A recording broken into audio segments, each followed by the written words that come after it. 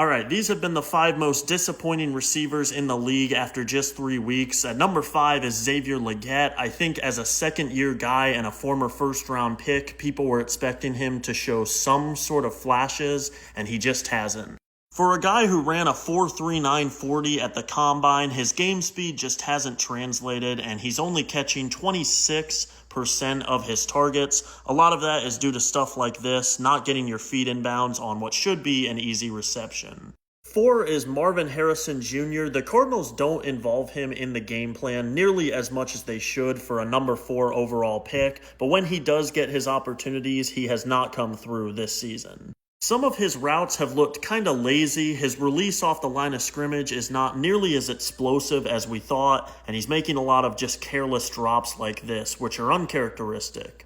Even plays like this are disappointing to see because he was making catches like this 9 times out of 10 in college. Calvin Ridley just doesn't look like he wants to be in Tennessee, and I know there are a lot of valid reasons to be frustrated with Brian Callahan, but as a result, he's kind of screwing over Cam Ward and some of the ridiculous throws that he's making.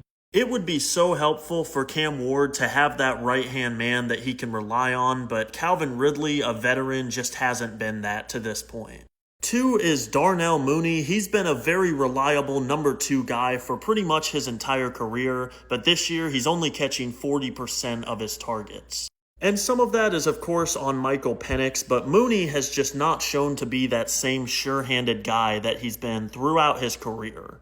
And number 1 is pretty obviously Brian Thomas, a standout rookie from a year ago. What can you say about him? It pretty much looks like he has the yips, like he's scared of any sort of contact and getting hit, and it's hurt Jacksonville pretty badly to this point.